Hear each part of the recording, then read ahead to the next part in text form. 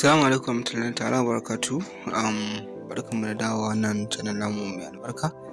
So you should please guys go and subscribe to our channel and press the bell icon for a notification when I'm going to drop a new video.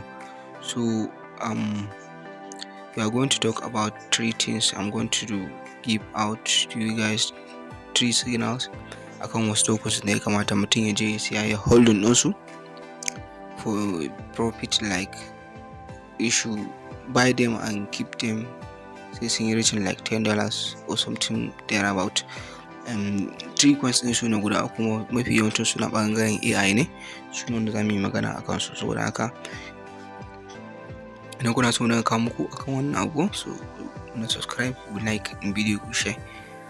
Da farko yanzu abin da za mu yi shine za mu shiga cikin coin gecko ɗinmu, wanda a nan ne za mu ba da su wannan signal ɗin na wannan tokens ɗin guda uku. So ta nan za mu ga wasu information a tattare da su ta hanyar exchange ɗin da za a same su, da kuma price ɗinsu, da kuma all time high ɗinsu, da all time low ɗinsu, da kuma ɗan review dai a kansu da insha Allah ta'ala. Wannan shine wanda za mu yi. So you should go and buy these tokens. Ni ma I'm buying them with small money dan samu su mu ga abin da Allah zai yi, saboda mai in sa kuɗi a babban token ne kan sa mutum ya kasa jure hakuri. Bari mu shiga cikin coin gecko ɗinmu domin mu searching tokens ɗin nan, mu ɗan ga wasu information a tattare da su. In ya so sai mu ga abin da za a yi. So akwai wasu list tokens ɗin ma da zan kawo nan gaba. So gashi mun shigo cikin coin gecko ɗinmu kamar yadda kuke gani. Za mu tafi ɓangaren search, sai mu searching ɗin na farko shine wanda ake ce ma Solidus AI, kamar yadda kuka ga na yi typing ɗin shi. So za mu ga ya fito. So just typing ɗin da za mu ga ya fito gashi don kun gani Solidus AI Tech. To sai mu selecting ɗin shi, sai mu taɓa gashi kun ga mun taɓa. So kun ga ya buɗe mana. To da ya buɗe mana kun ga price ɗin shi 0.0192. So wannan shine price ɗin shi, wannan ni kuma na san shi a price ɗin 0.01621. So ya ɗan yi pumping dai kaɗan kafin in yi wannan bidiyon. So kun ga price ɗinsa dai ko dollar bai kai ba. Zama mu kasa ko gani, kun ga total supply ɗin shi 2 billion ne kawai total supply ɗin shi. Kun ga all time high ɗin shi, kun ga all time low ɗin shi, sannan kuma kun ga trading volume ɗin shi. Ga yan kun ga market cap ɗin shi 5 million ne, yana very less market cap. Irin su ne wanda in sun kai billion market cap ko half of a billion market cap ake samun kuɗi da shi sosai. So the next thing abin da za mu yi shine za mu tafi ɓangaren inda wani exchanges za mu same shi wannan token ɗin. To sai mu tafi ɓangaren inda ya shafi exchanges, inda za mu ga exchange da za mu same shi wanda yake so siya CG sai shi a wannan ɓangaren exchanges. Kun ga wannan exchanges sai ku taɓa shi. So kamar yadda kuke gani gashi mun taɓa wuraren ɓangaren exchanges, a nan ne za a je a same shi wannan Solidus AI ɗin. So ga nan suna buɗe exchanges ɗin suna da yawa, an baka da wannan kana da wannan. So gashi nan kun gani muna da gate.io, Mex, PancakeSwap, Baby, Doge, BinX, XC.com, Bitmart. In baka da kowanne daga ciki ba, ka rasa ɗaya daga ciki wanda kake da ita ta yi biyar fa, sai ka je ka siya. Musamman ma mutanen mu san suna yawan amfani da gate.io. Mutane ma sun san yadda ake amfani da PancakeSwap tun da token ɗin ɓangaren BSC a kai shi akan BST chain ne. Ga Bitmart, ga BinX, duk exchange ne wanda mutum zai downloading ya KYC ya depositing daga P2P a Binance ya depositing ya je ya sa kuɗi ya siya ya holding ɗin shi ko da irin $10 ne a wurin. To ni dai my prepared na yi amfani da gate.io ne. So saboda haka na san duk yadda ake amfani da wannan abubuwa, na san duk kun sani, an wuce wannan. So da second wanda za mu yi sai mu tafi ɓangaren search, sai mu tafi Open Fabric. Kamar yadda kuka na rubuta Open Fabric. So Open Fabric shine tokens ɗinmu na biyu wanda za a je a siye sa. Kamar yadda kuke gani gashi nan yana buɗewa. Muna so mu ɗan ga information a tattare da shi wannan token ɗin. So kun ga wannan price ɗin shi ne approximately in Bitcoin. Bari in mai da shi in dollars yadda yawwa. So kun ga ya koma in dollars $0.222. Kun gani ko dollar ma bai kai ba. So ni na san sa gaskiya a 0.20815 an na sansa kenan kuna dan yi tashi kaɗan. So amma still there is chance mutum zai iya siya ya amfana da shi. So kun gani dan information da yake tattare da shi, kun ga market cap din shi duka 13 million market cap ne. Duk lokacin da aka ce ya kai billion market cap ba karamin alkhairi zai bayar ba. So gashi nan kamar yadda kuke gani, kun ga trading volume din shi 400,000, 186,000, 85,000.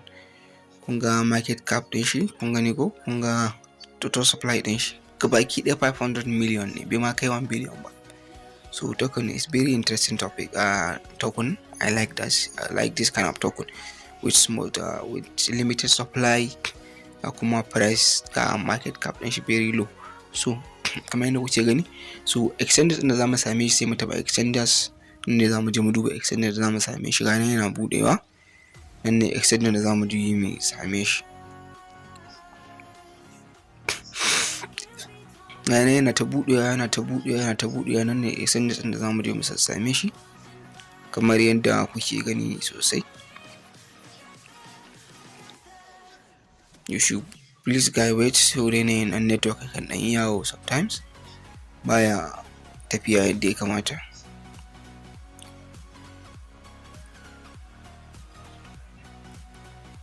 To kun gani exchange din da zamu same shi akwai PancakeSwap, akwai KuCoin, akwai Bitget.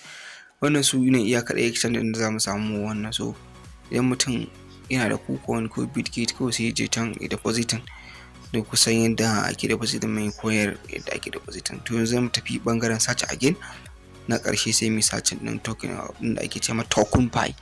Token pie shine token din mu na ƙarshe, list din da muka ci zan bayar na uku. So ga nan zai bude, to kun gansa ya bude.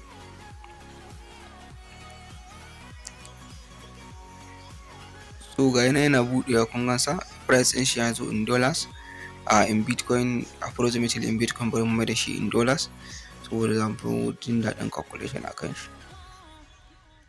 So ga yana ya canza, kun gani 0.03860339 shine price din shi in dollars.